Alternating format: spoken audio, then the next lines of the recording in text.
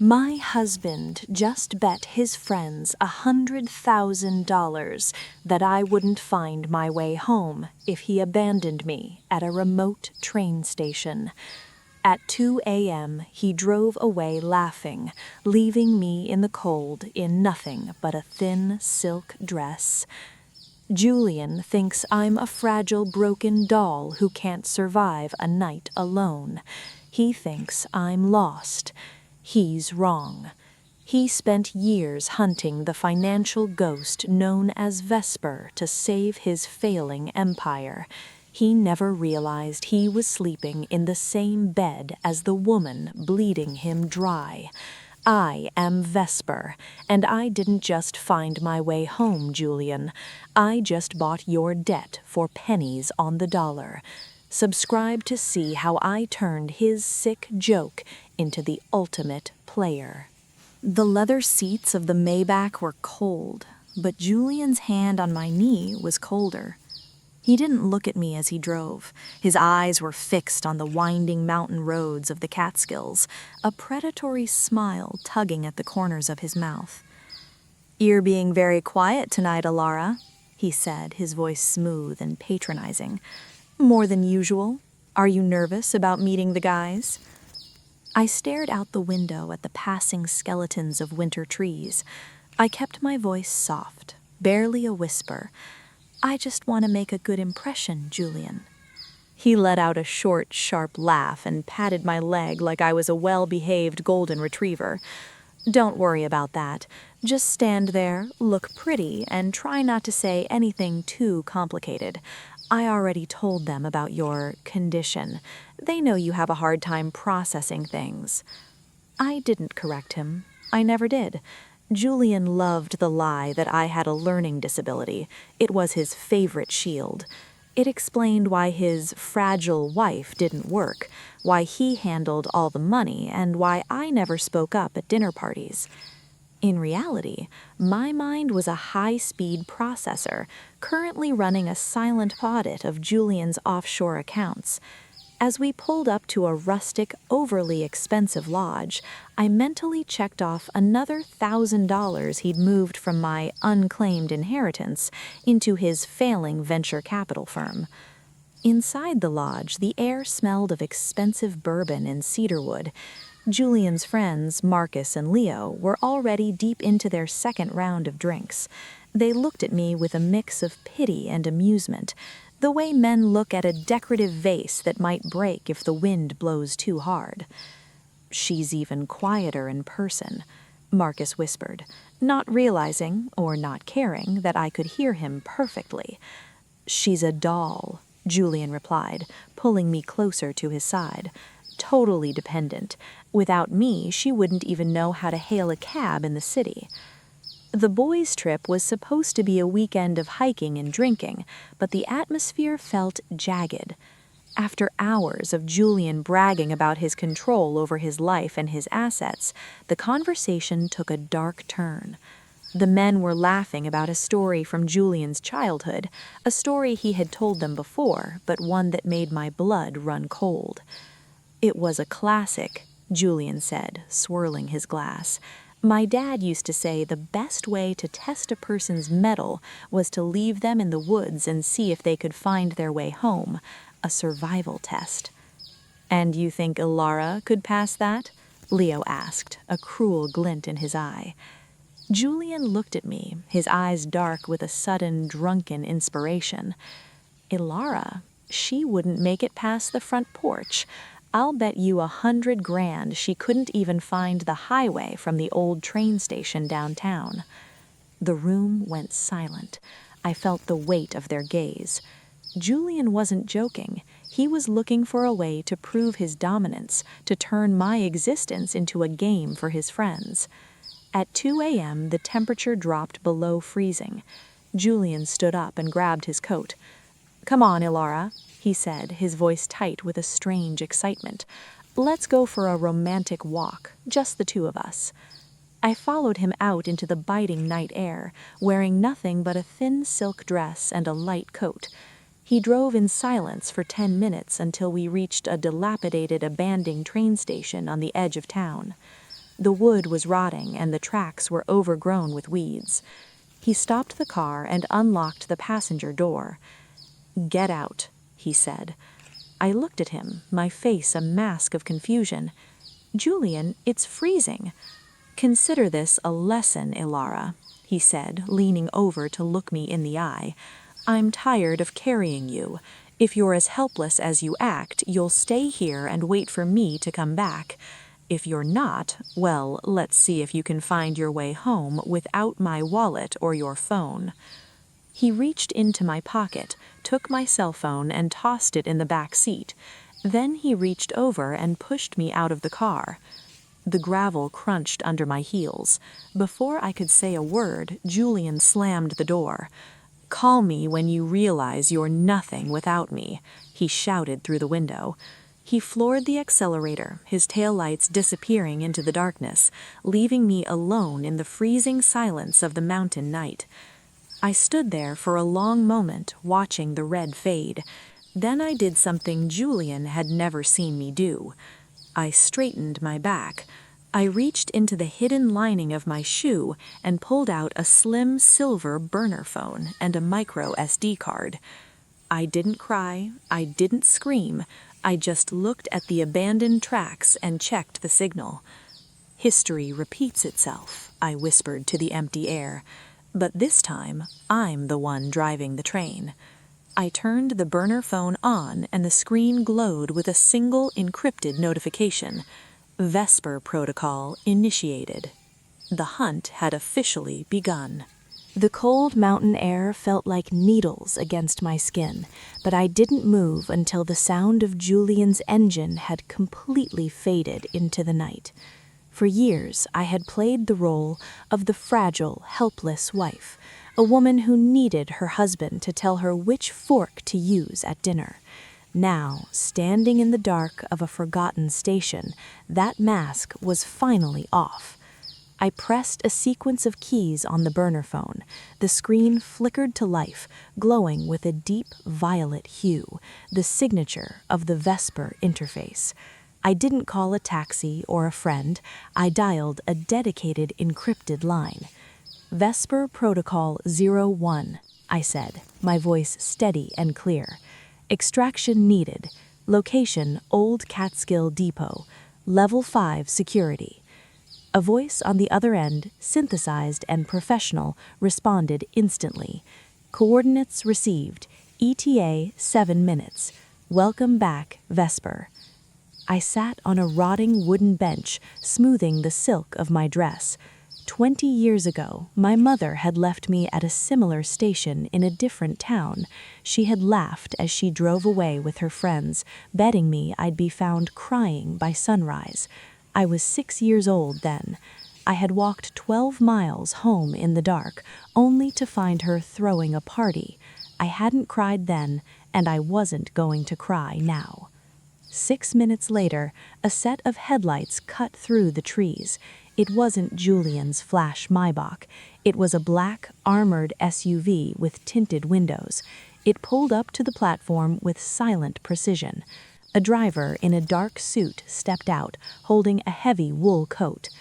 "Ma'am," he said, draping the coat over my shoulders, "the suite in Manhattan is ready. Your primary servers are online." "Thank you, Marcus," I said, stepping into the warmth of the vehicle. "Did the transfer go through?" "The moment you activated the protocol, the secondary trust was moved to the offshore holding. Mr. Thorne's access has been revoked." I leaned back into the leather seat and opened a laptop built into the console. My fingers moved across the keys with a speed Julian would never have believed. On the screen, a series of red bars began to appear. These were Julian's credit lines, his venture capital funds, and his personal accounts. I watched in silence as the available balance on his main corporate account began to tick down.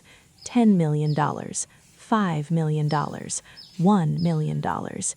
He wanted to see if I could find my way home, I whispered to the empty car. He doesn't realize I already moved the house. As the SUV sped toward the city, I didn't look back at the mountains. I was focused on the data. I began the process of shorting Thorn Capital. I knew his weaknesses because I was the one who had written the algorithms that kept it afloat. Without my silent maintenance, his entire financial empire was a house of cards in a windstorm. 3 hours later, we pulled into the underground garage of a glass and steel tower in Tribeca. I took the private elevator to the top floor. The penthouse was minimalist, cold, and perfect. It was a space Julian didn't know existed, bought under a shell company 3 years ago. I walked to the floor-to-ceiling window, looking out over the flickering lights of New York City. My phone buzzed. It was a notification from Julian's personal bank account. He was at a gas station on the way to the city, likely stopped to buy more cigarettes or celebratory drinks with his friends. The notification showed a declined transaction for $42. I watched the red dot of his GPS moving slowly toward Manhattan. He thought he was coming home to a wife who would be waiting on the doorstep, shivering and broken, begging for his forgiveness. I picked up a glass of water and watched his dot stall on the map. He was trying his card again. "The joke is over, Julian, but the punchline is going to cost you everything." My screen suddenly flashed with an urgent alert. It wasn't from the bank. It was an incoming call from Julian. I didn't answer. Instead, I watched as a second notification appeared, a frantic text message that showed the first cracks in his golden boy armor. The sun rose over the Manhattan skyline, casting long golden shadows across the polished marble floors of my penthouse. I watched the city wake up from my balcony, a cup of black coffee in my hand. For the first time in 3 years, the air didn't feel heavy with Julian's expectations. I wasn't the fragile wife today. I was the architect of his ruin. My tablet chimed. It was a security feed from his mansion in Greenwich. Julian had finally made it home. I watched the grainy footage. He stumbled out of his Maybach looking disheveled, his expensive suit jacket wrinkled. He stormed toward the front door, likely ready to deliver a rehearsed speech about how much I owed him for rescuing me. He swiped his keycard. The light on the reader flashed red. He tried again, more aggressively this time. Red. He hammered on the door, shouting for the housekeeper, but I had already given the staff a paid month of vacation and changed the biometric codes. Julian was locked out of his own life. I turned away from the screen. "Marcus," I said, not looking back. "Yes, ma'am." "Is the meeting with Adrian Vane confirmed?" 10 o'clock at his private club. He's intrigued. He's been trying to track Vesper for 2 years. He doesn't know he's meeting a woman, let alone Julian Thorne's wife. I nodded, walking toward the walk-in closet. It wasn't filled with the soft pastels and floral prints Julian picked out for me. One section held the wardrobe I had curated in secret. Sharp, tailored suits in charcoal and navy, silk blouses the color of midnight, and heels that sounded like a heartbeat on hardwood. I chose a black power suit that fit like armor. As I applied a dark matte lipstick, I looked at the woman in the mirror. The Stepford look was gone. My eyes were cold, sharp, and focused. At 10 a.m., I walked into the Vault, an exclusive members-only club where the city's real power was traded. Adrian Vane was already there, sitting in a leather armchair in the corner library. He was younger than Julian, with a quiet intensity that felt far more dangerous than Julian's loud arrogance. He was known as the Vulture of Wall Street, but I knew him as the only man smart enough to recognize my coding patterns in the market. He stood as I approached, his brow furrowing in confusion. "I'm sorry, I was expecting a representative of Vesper." "You are looking at her, Mr. Vane," I said, my voice no longer a whisper. It was a low, steady command. Adrian's eyes widened, then narrowed as he took me in. He didn't look at my dress or my face. He looked at the way I carried myself. He saw the predator, not the prey. Elara Vance, Thorne's wife. I heard, well, the rumors say you're quite different. Julian is a man who sees what he wants to see, I said, crossing my legs. He wanted a doll. He got a Trojan horse. Right now, Thorne Capital is bleeding. I've liquidated his primary reserves and triggered a cascading short on his Series B stocks. By noon, his board of directors will be getting margin calls they can't answer. Adrian leaned forward, a slow, genuine smile spreading across his face. It wasn't the patronizing smirk I was used to. It was the look of a man who had finally found an equal. You're not just looking to leave him, you're looking to erase him. I'm looking to reclaim what's mine, I corrected him, and I want you to facilitate the hostile takeover. I provide the data and the capital. You provide the face of the operation until I'm ready to step into the light. And why me? He asked, his voice dropping an octave. Because you're the only one who didn't underestimate Vesper. My phone vibrated on the table. It was a news alert. Thorne Capital stocks plunge 15% in pre-market trading. Below it, a frantic string of texts from Julian. Where are you? What did you do to the accounts? Answer me, you useless girl. I slid the phone toward Adrian so he could see the messages. He still thinks he's talking to a child, Adrian said, shaking his head. Let him, I replied. It makes it easier to take his crown. Just then, my tablet flashed with a high-priority alert from my home security system. Julian wasn't at the house anymore. The GPS on his car showed him pulling up to the very building we were sitting in. He'd tracked my burner phone's secondary signal. He's here, I said, my heart rate not rising by a single beat. And he's about to make a scene. The heavy oak doors of the vault swung open with a violence that didn't belong in such a quiet, dignified space. I didn't need to turn around to know it was Julian. The frantic rhythm of his footsteps and the scent of his expensive sandalwood cologne, now soured by a night of sweat and desperation, announced him before he spoke.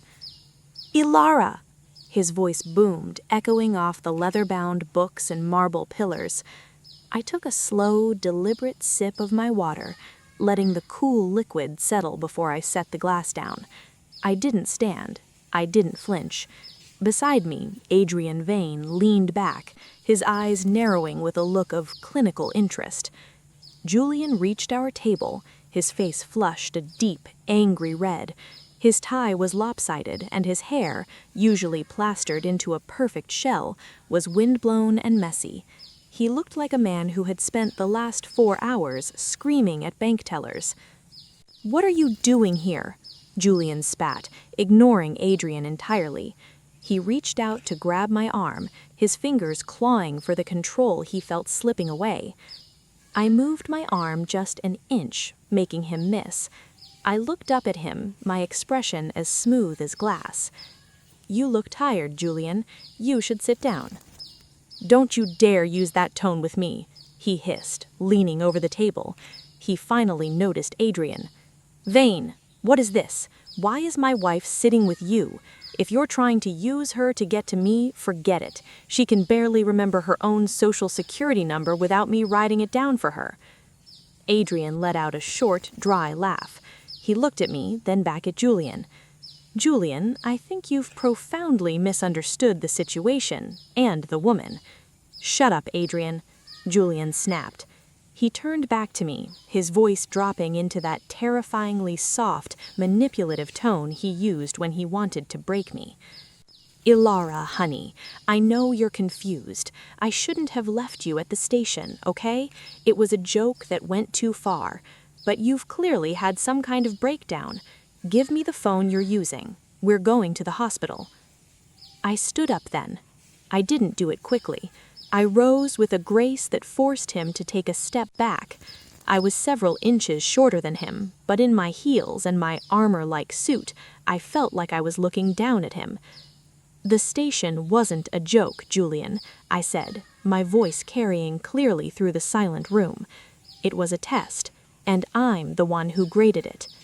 I took a small remote from my pocket and pressed a button. Across the room, the large TV mounted over the bar, usually tuned to global markets, flickered. The scrolling ticker at the bottom was a sea of red. Thorn Capital. Trading halted. Julian's eyes darted to the screen, his breath hitching. "What is that? That's a glitch. It's just a glitch." "It's not a glitch," I said, stepping closer to him until we were inches apart. "I wrote the code that's currently dismantling your firm. I'm the one who revoked your access, and I'm the one who bought your personal debt from the holding company 3 minutes ago." Julian stared at me, his mouth opening and closing like a fish out of water. The arrogance was being replaced by a cold, sharpened terror. "You?" he whispered, his voice cracking. You're just Elara. I am Vesper, and you are trespassing in a private club where you are no longer a member." I nodded to the 2 large security guards who had appeared behind him. They didn't hesitate. They took Julian by the arms, their grip firm and unyielding. "Wait, Elara, you can't do this!" Julian screamed as they began to drag him toward the exit. "I made you! You're nothing without me!" As the doors closed on his shouting, the club returned to its heavy, peaceful silence. Adrian stood up, adjusting his blazer. He looked at me with something that looked very much like awe. "That was quite the performance," Adrian said. "But he's right about one thing. He's going to fight. He still has the board of directors. They meet in 2 hours to discuss the collapse." I picked up my tablet, my fingers dancing across the screen one last time. Let them meet. I've already sent them an invitation they can't refuse. I looked at Adrian. A small, cold smile touched my lips. I hope Julian likes surprises, because I'm about to walk into that boardroom and take his chair. The boardroom of Thorn Capital smelled of stale coffee and panic. Through the heavy double doors, I could hear Julian's voice rising to a frantic pitch.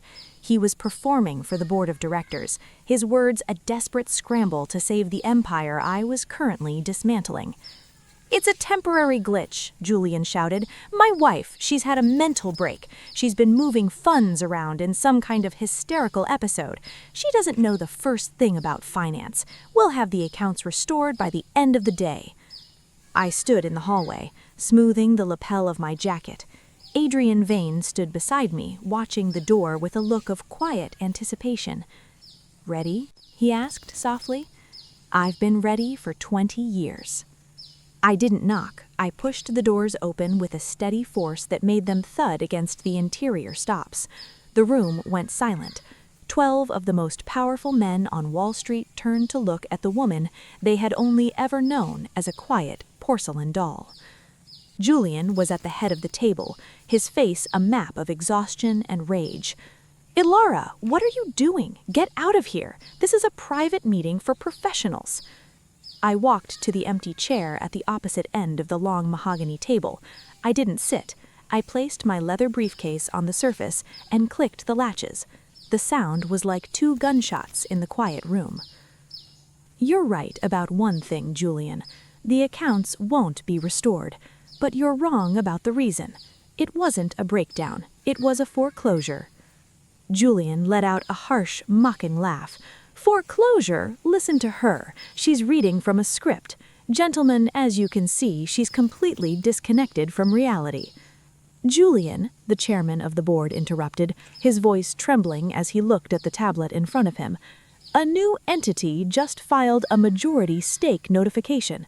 Someone just bought out your personal debt and converted it to voting shares." Julian's laughter died. He looked at the chairman, then back at me. Who? Who bought it?" I pulled a single, thick document from my briefcase and slid it down the table. It glided across the polished wood and stopped right in front of Julian. "I did," I said, "through my holding company, Vesper Alpha." The room inhaled as one. The name Vesper carried the weight of a legend in this building. "You?" whispered Julian, his face turning a sickly shade of gray. "You can't be Vesper. Vesper is a genius. You are a housewife who can't even balance a checkbook." I let you believe that because it made you easy to audit. While you were out drinking with your friends and betting on whether I could find my way home, I was building the algorithms that ran your company. I didn't just find my way home, Julian. I took yours. I turned to the board. Mr. Thorne is no longer the CEO of this company. His shares have been liquidated to cover his outstanding debts to my firm. Security is waiting outside to escort him from the premises. Julian lunged across the table, his hands shaking. You bitch! I'll sue you! I'll tell everyone you're a fraud! Security didn't wait for him to finish. 2 guards entered and firmly hoisted Julian from his chair. He kicked and screamed, the golden boy of Wall Street reduced to a tantrum-throwing child. As they dragged him towards the door, I didn't look away. I watched him until the doors closed, silencing his shouts. The chairman cleared his throat, looking at me with a newfound, terrifying respect. Ms. Vance, or Vesper, what are your orders? I said, liquidate the toxic assets and clean the carpets. I want the smell of him gone by morning. A week later, I stood on the platform of the old train station in the Catskills. It was no longer a rotting ruin. The wood had been restored, the tracks cleared, and a warm, golden light spilled from the newly renovated waiting room. A train whistle echoed in the distance, a sound that used to represent abandonment, but now felt like an arrival. A black car pulled up, and Adrian Vane stepped out. He looked at the station, then at me. I was wearing a simple traveling coat, a small bag at my side. You bought the station too? He asked, a smile tugging at his lips. I bought the whole line, I said, looking down the tracks. I like knowing exactly where I'm going. And where is that? I looked at the horizon, where the sun was beginning to rise, painting the world in shades of gold and violet.